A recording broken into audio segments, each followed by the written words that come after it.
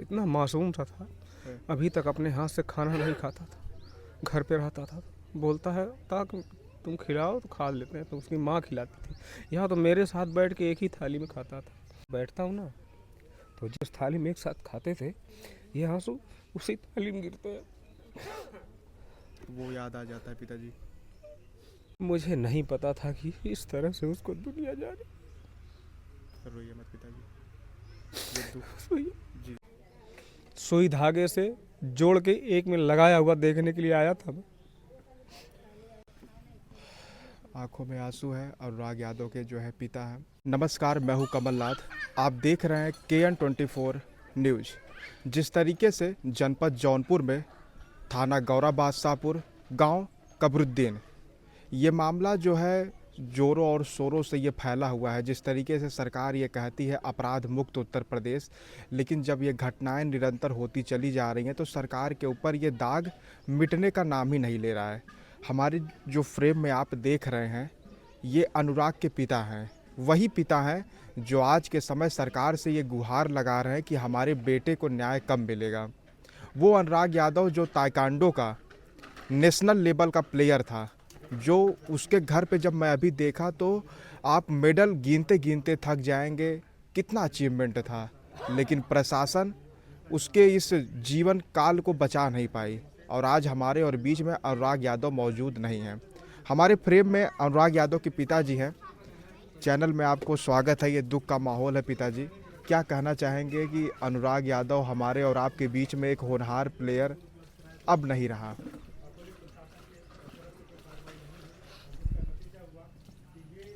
क्या कहना चाहेंगे, क्या कहें।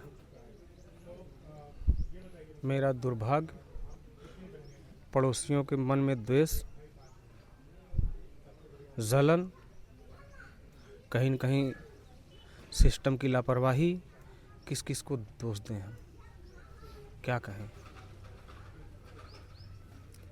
अनुराग यादव कैसा था, अगर आप कैसा बताना चाहेंगे? जैसे हम सब तो अनुराग यादव से मिल नहीं पाए, आप तो उनके पिता थे।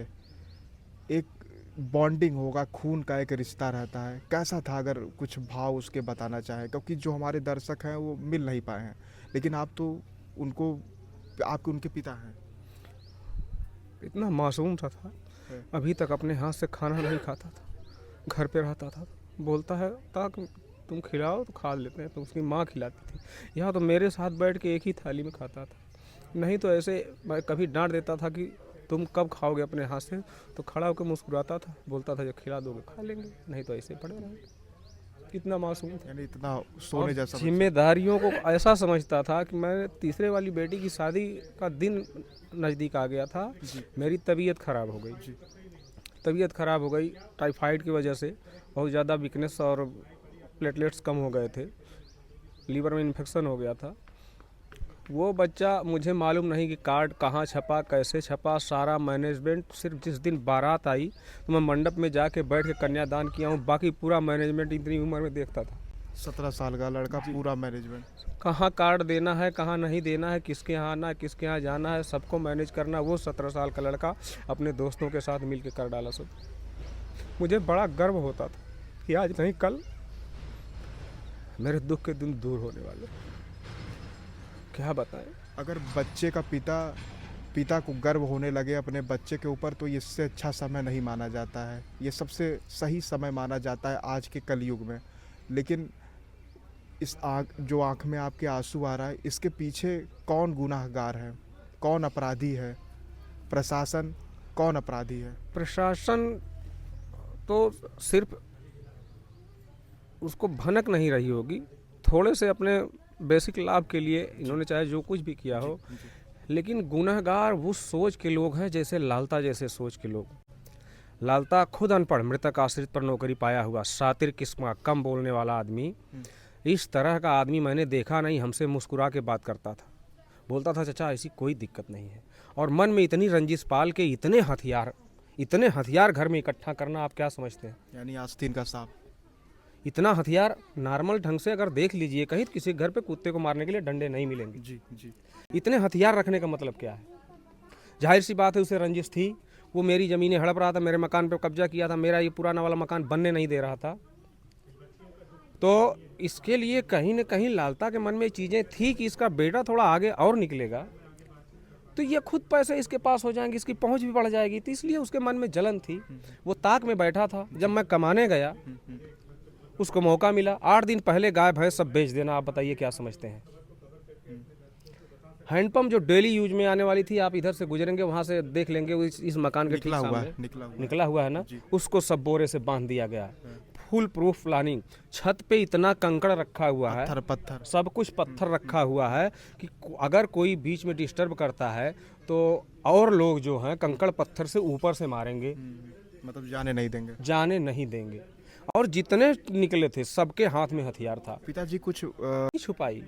सरकार कहाँ है? सरकार कहाँ कहाँ जाएगी, या प्रशासन भी कहाँ कहाँ देखेगा। लेकिन कहीं न कहीं उनके संज्ञान में ये चीज़ें थी, क्योंकि उसका बेटा लालता का दरोगा बेटा होते हुए उसने उस सोर्स का नाजायज़ फ़ायदा उठाया। क्या नहीं होता, अब उन सब बातों पे चर्चा करने से कुछ नहीं मिलेगा।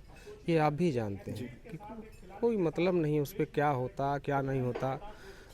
गड़े मुर्दे उखाड़ने की ज़रूरत नहीं है। इस समय ज़रूरत है मुझे इस चीज़ की कि मेरा परिवार जिएगा कैसे, हम रहेंगे कैसे, खाएंगे कैसे। सबसे ज्वलंत मुद्दा अब मेरे सामने ये है, क्योंकि बच्चियां बोलती हैं कहीं बाहर कमाने अब नहीं जाना है, हम अकेले नहीं रह पाएंगे। वो कैसे रहेंगी जब मैं चला जाऊंगा कहीं कमाने।